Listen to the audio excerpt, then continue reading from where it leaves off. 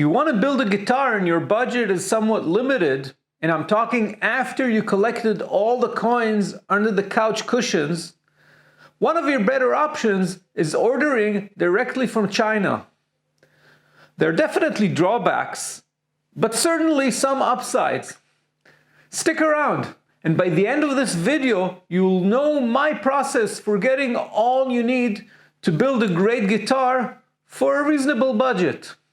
Can you guess the total cost?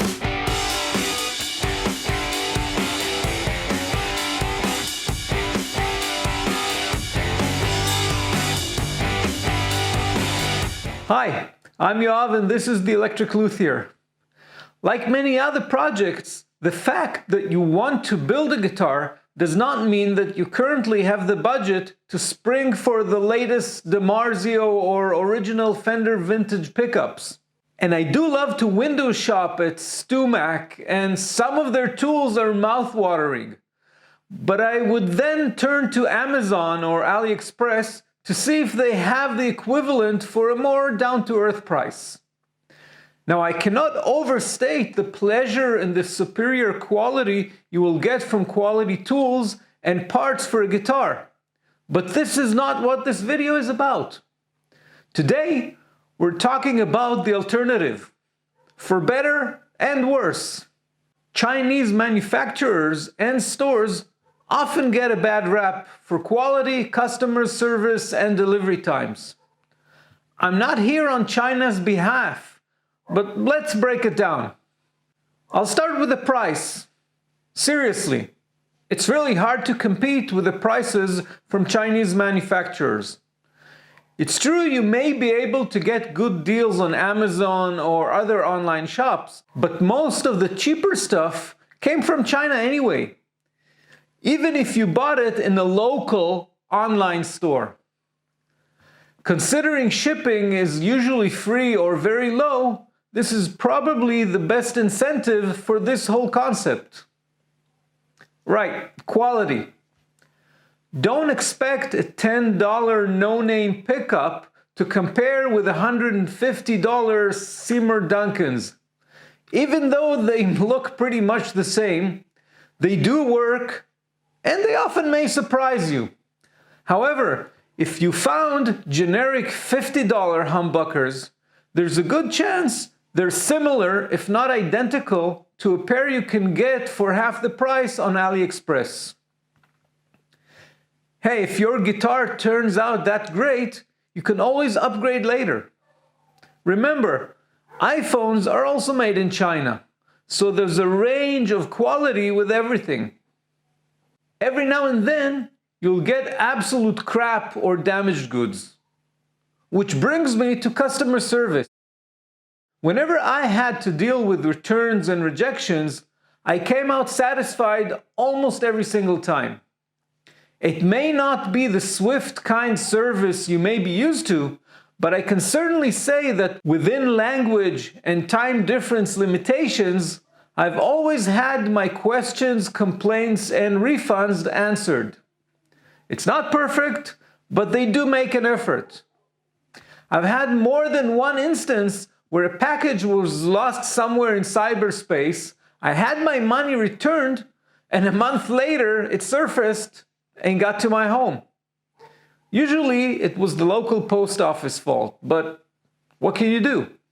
For most North Americans and many Europeans as well, Amazon does provide pretty much all you can think of within a few days. But are you really going to need all the parts 3 days from today? If you plan ahead and expect all your parts to arrive a month from now, you may be glad to see them starting to trickle a week or two from your order. And that's like having a Christmas every week. So we have to start with planning. Things will be easier for you if you're going for a standard Strat or a Les Paul or even an Ibanez, because the parts list is pretty obvious and you'll find a lot of options and variety of prices and alternatives. I want something a bit more original, and after I got familiar with Tosin Abasi and his guitars, you should check him out, And after unsuccessfully trying to improve on his design, I simply decided to build one. I love the ergonomics, and I wanted a 7-string fan fretted guitar anyway. Deciding on a certain guitar makes making my shopping list much easier.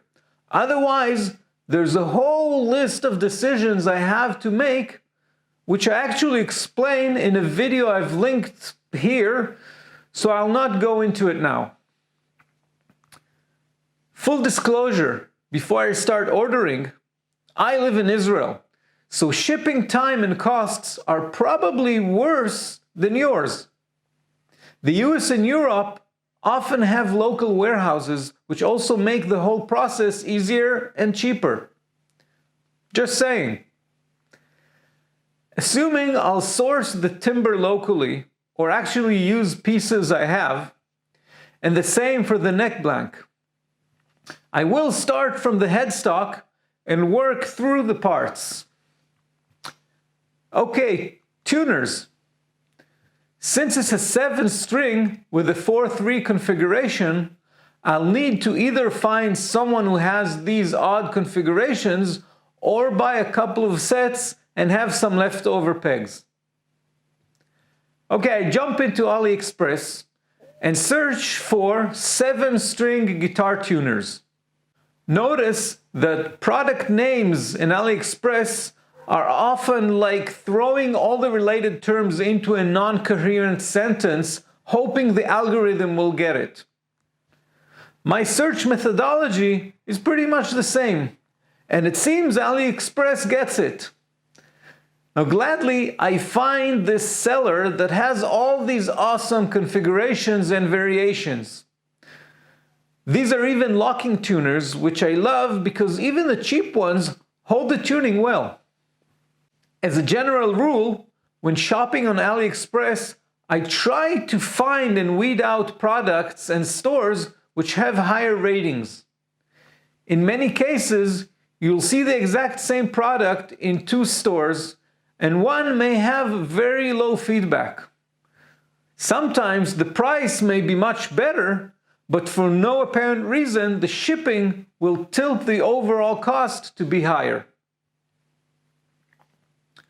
Another and last search tip is to always look at the bottom of the page. Just scroll all the way down. After the seller recommendations, you'll find a part called More to Love. This is the section where you'll have all the competitors' products for similar or identical products. This is where I'll often find more options and sometimes better ones. A set of tuners. I'm still not settled if I want to angle the headstock or not. The original seems to have very short custom-made pegs, so string trees may be in order. Next is the nut, and I'm planning to do a 0 fret with a straight black 7-string nut.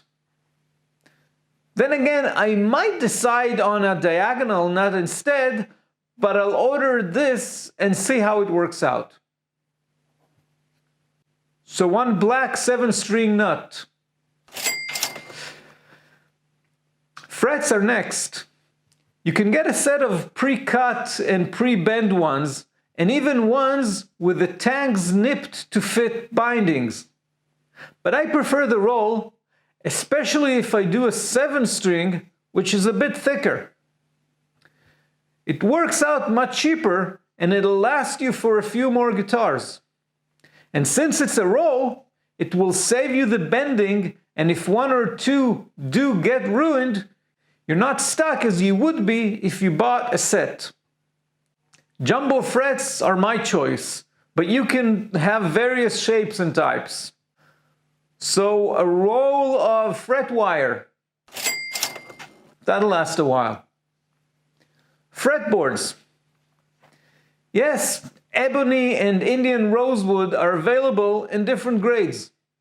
I once bought a whole bunch of different grades, all reasonably priced, and they were all fine. I cannot vouch for their origin, But if you're a better human than myself, you can certainly inquire with the seller, and they do claim to be responsible. I want a very dark one for this guitar, and I may even stain it darker so the actual wood grain and look are not as critical for me this time. Otherwise, you are taking a bit of a chance, although the last 6 or 7 fretboards I ordered from my buddy Ali all looked fine in my eyes. So, an Indian rosewood fretboard. Dual action truss rods are plentiful here, and to keep my headstock clean, I'll opt for the heel side adjustment. There's a variety of sizes as well.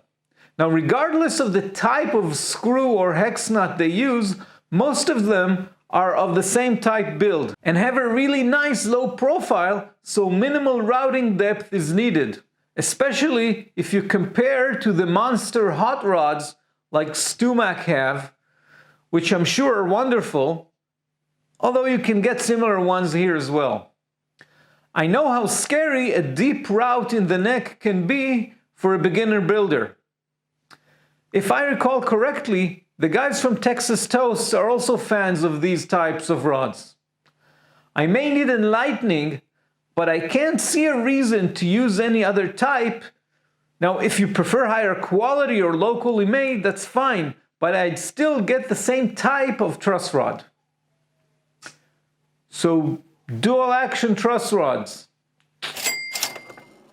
Another extra I want to put into this guitar are carbon fiber reinforcing rods. Although the multi-laminated neck should give it some more stability, we do have an extra string pulling on it. Add to that the fact that the wider neck also makes it easier to fit them. The Chinese carbon fiber stores are not necessarily guitar oriented, and there is no real standard I could find for sizes, so I did a little bit of math of my own and came up with this pair. There are 4 by 6 millimeters, and they should be plenty more than I need. So, carbon fiber rods. Now, I may be giving away my design, but these orange dots are going to look nice on the dark fretboard. You can find a huge variety of dots, from glow-in-the-dark to pre-cut mother of pearl. Don't forget the side dots as well. Now, I already have a bunch, but for color's sake, I think I'll have to improvise some custom ones for the side dots using these orange ones. So, side dots. Pickups. A search for fan fretted 7-string pickups will not give you too many options. You can use straight 7-string humbuckers and just install them slanted, but I found this pair that just looks perfect. Now, the original Fishman Fluence signature pickups are close to 10 times the price. I'll write it down as optional for now. So 7-string slanted humbuckers. When talking about a bridge for a 7-string multi-scale guitar, the only real choice are individual string saddles, and I couldn't find a set of 7, so I'm just going to take 2 sets of 6. Still reasonable. So 12 string saddles. When it comes to electronic parts, you can find some very sketchy parts at ridiculous prices. You can find a fully wired Strat scratch plate with pickups, pots, and everything on it for under $15. Now, don't expect these to be the best pots China can provide, although it's a great set to just figure out the wiring for first-timers. If you spend a few more dollars, you can find nice chunky ones as well as other parts. If you're more familiar with these parts, you may be able to get them close to home as well. But enough said. I'm going to find a couple of 500K pots. Proportions can look misleading in photographs, and there are sometimes tiny little pots which are not the ones you want. See if you can find the actual size in the description. Sometimes I just buy from 2 different stores to both check them out and have spare ones. So 2 pots. I want to get adventurous and do push-pull switches. So I'll go for another pair of pots, but of the push-pull type. Again here, I'd rather spend a few extra dollars and have this option and not get stuck and have to wait for another shipment at the very last stage of my build. I'll probably use the other pair in some other build. So 2 more 500K push-pull pots. Don't forget capacitors. They'll be necessary for your tone pot if you use one. Just get a pack of 10 so you won't forget the next time. They're not that expensive. The actual volume and tone knobs are pretty straightforward. You do need to make sure if either your buttons or pots are not of the standard size, but most will fit fine. The black metal will do just fine for this guitar. Now I actually like the toggle switch better than the blade type for a 3-way switch. So I'll look for a black one, although I'm pretty sure I do have one, and I may opt for design purposes to also have a blade one handy. So a 3-way switch. Now you will need some wires as well as solder tin, some heat shrink tubing, and maybe flux. But I'll try to stick with hardware here, so I'm going to skip those. We're getting close to the end, and there are a few more bits and pieces. Like a pair of simple black strap hooks are pretty important if you want to hang the guitar. If you want to go with the fancy quick release ones, that's also fine, but I'm going to stick to the regular ones. And let's not forget the back. Now, whenever possible, I like to string through the body. So string furls are in order. As with the bridge saddles themselves, I'll just have to buy a dozen here. Stringing through the body feels to me as a better choice for both strength and sustain. The only reason, and a valid one, against it is comfort for changing the strings. But then again, with this bridge, that option remains as well. So if whoever gets this guitar wants to, he or she can string it any way they want. So 12 furls. I really like the jack in the back design. And for that, we need a jack and a Strat style socket for it. As with the rest of the hardware, it's going to be black. So a jack and a socket. Now last but not least are the screw and the washers for the bolting of the neck. 4 screws, especially if I nudge one a bit further up the neck, are more than enough. And although I'm toying with the idea of gluing the neck in, I want the option of sticking with the bolt on. So 4 screws and washers. That pretty much covers all our hardware. You may need small screws if you have a scratch plate or for the back cover, but that's pretty much it. So the grand total for this 7-string multi-scale guitar came to, drumroll, $181.71. And this would have been a lot less for a more standard guitar.